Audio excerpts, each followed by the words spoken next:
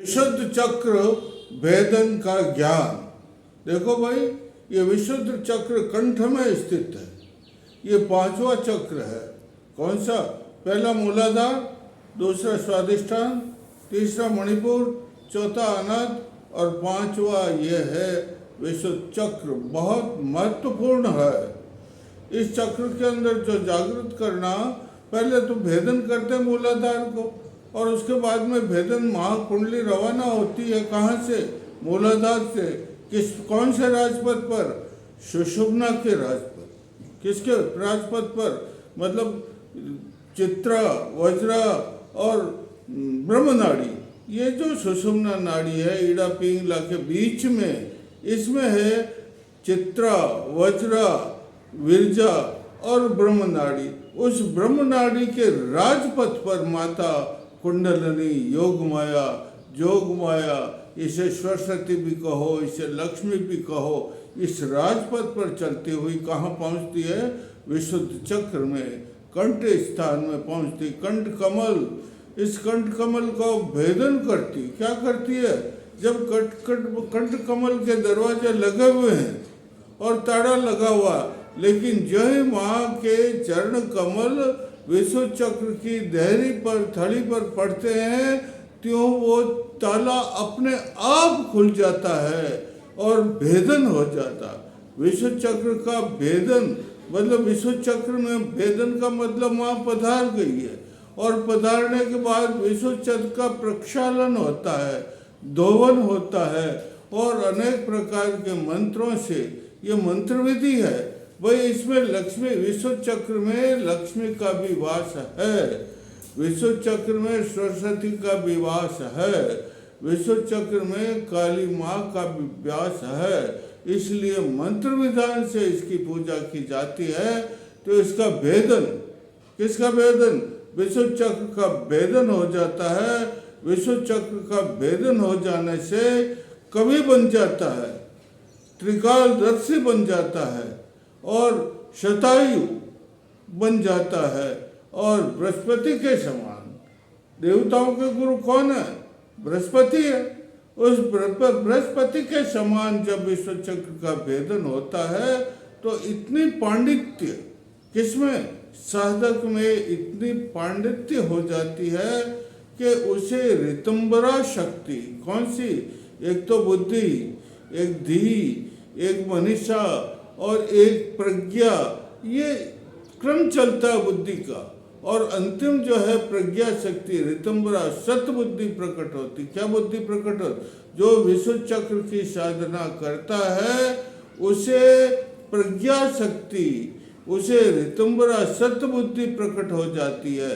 जब सत्य बुद्धि प्रकट होती है तो ये विशुद्ध चक्र अपने आप भेदन हो जाता है और वह शास्त्रों का उसे ज्ञान हो जाता है। वह वेद, पुराण, उपनिषद सबका ज्ञान कर लेता है और त्रिकालदर्शी, तीन काल की बातें, कितने काल की बातें? तीन काल की बातें उसे ध्यान में आ जाती है साधक को। और जो है वो सूक्ष्म दर्शन, दूरदर्शन की शक्ति प्राप्त हो जाती है, दूर श्रवण। और इस धरती के अंदर जिस प्रकार छिपे हुए तत्व हैं, शक्ति है, वो शक्तियाँ उसे दिखने लग जाती है। और जो तत्व ब्रह्मांड, इस ब्रह्मांड में जो शक्तियाँ हैं, इस ब्रह्मांड में जो सिद्धियाँ हैं, वो हमारे इस पिंड ब्रह्मांड में भी शक्तियाँ हैं। और विशुद्ध चक्र का भेदन करने से, छेदन करने से, शोधन करने से, परिष्कार करने से, परिष्कृत करने से, भेदन करने से वो शक्तियाँ और सिद्धियाँ अपने आप साधक के चरण चूम लेती है, साधक को वर्ण कर लेती है और कहती है, माँ कुंडली प्रसन्न हो जाती, परम मुदित हो जाती है। और परम मुदित इस चक्र में आने से प्रसन्न होकर के उसके मन के अंदर भगवान शिव का मिलने का भाग दृढ़ित हो जाता है। वह तन मन से प्रफुल्लित हो जाती है और इसका भेदन होता है। तो इसमें ये बात है, लक्ष्मी, कुंडली को लक्ष्मी भी कहते हैं, कुंडली को सरस्वती भी कहते हैं, कुंडली को काली भी कहते हैं। तो इन तीनों देवियों के स्रोत, इन तीनों देवियों के मंत्र पढ़ने से इस चक्र का भेदन हो जाता है। भेदन का मतलब माँ इस चक्र को भेद करके आगे बढ़ने की तैयारी करती है। तो इस चक्र को कौन से मंत्र से भेदन होता है भाई? ओम, क्या बोलो? ओम विशुद्ध चक्र चैतन्य कुरकुर स्वाहा। ओम विशुद्ध चक्र चैतन्य कुरकुर स्वाहा। जागृता, ये ऐसे लगा लो, परिचय मुद्रा है ये ऐसे। और इसमें रात को सोते समय आंखें बंद करके निशंक सो जाइए और जागृता महाशक्ति जागृत है, महाशक्ति जागृत है, महाशक्ति जागृत है, ये बोली। इसको बोलने से भी ये जागृत हो जाता है। और देखो ये मन बड़ा चंचल है, ये मनस चक्र भी है इसमें। विशुद्ध चक्र के अंदर पास में मनस चक्र है। मन बड़ा चंचल है, इसको एकाग्र करना पड़ता है। इसको एकाग्र करने के लिए जब साधक बैठता है साधना करने के लिए, तो उसे मोर पंख की पंखुड़ी का जो चंदा है नहीं, वो चंदा अपने गद्दी के नीचे रखना चाहिए, आसन के नीचे रखना चाहिए। उसे एक जो है रुद्राक्ष का मणिया एक मुखी, कौन सा ये पंचमुखी सब वगैरह होते हैं, मुख अलग अलग के इनके परिणाम है, लेकिन एक मुखी रुद्राक्ष का मणिया लेना और यहाँ इसको पहनना, और वो टच का स्पर्श होना चाहिए नाभि में। कहाँ पर? नाभि में वो स्पर्श होना चाहिए। इससे जो है विशुद्ध चक्र का भेदन, इतनी उसमें शक्ति है उसमें रुद्राक्ष की मणिया में, कि वो विशुद्ध चक्र का क्या हो जाता है, भेदन हो जाता है। और देखो इसमें कुछ आसन है। जलंधर वन, कौन सा?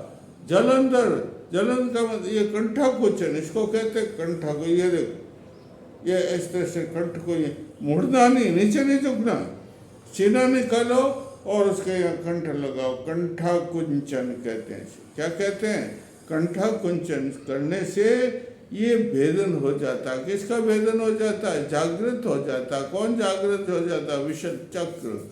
और विशुद्ध चक्र के देवता प्रसन्न हो जाते हैं। पंचमुखी शिव है, श्वेत वर्ण वाले हैं। ओ उनका नाम त्र्यंबकम यजामहे सुगंधिम पुष्टिम वर्धनम उर्वारुकमेव बंधनम मृत्योर्मुक्षेमामृतात्, प्रसन्न हो जाते। माँ कौन सी? शाकिनी है इसकी। किसकी देवी है? इसमें जो महाशक्ति है, देवी है, वो शाकिनी है।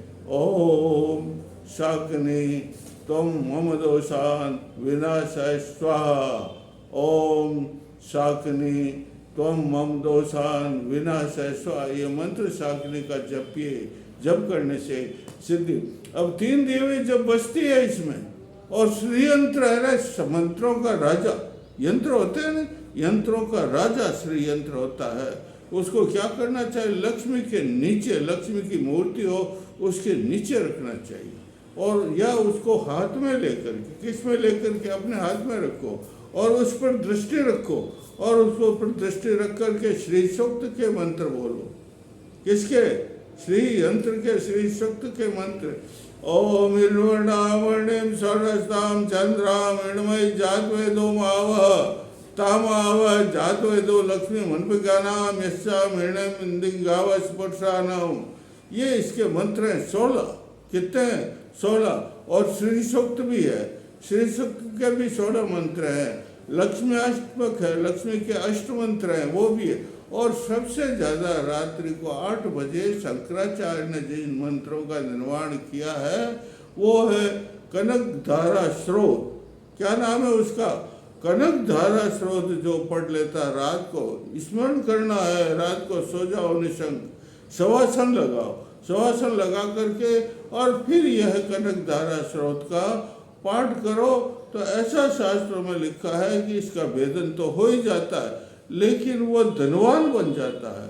वह उसके घर में किसी प्रकार की ऐश्वर्य का कोई कमी नहीं होती है। उसके घर में सुख संपत्ति और शांति हो जाती है, धन धान्य की वृद्धि हो जाती है। इस प्रकार इसका भाई भेदन करो। किसका? विशुद्ध चक्र। क्यों कहते हैं विशुद्ध चक्र? इसमें मनस चक्र है नहीं, मन जो है बिल्कुल एकाग्र करने के लिए ऐसे मैंने 2 विधान बताए, वो करो। लेकिन एक और है जो है मनस चक्र के पास में, इसको जो है शुद्ध करो, शुद्ध है इसलिए इसको शुद्ध, इसके चंद्र के समान, पूर्णिमा के चंद्र का मान संत है, इसलिए इसे विशुद्ध चक्र कहते हैं। मैं और कल भी आपको इसके बारे में बताऊंगा। बोलिए श्री राम, श्री राम।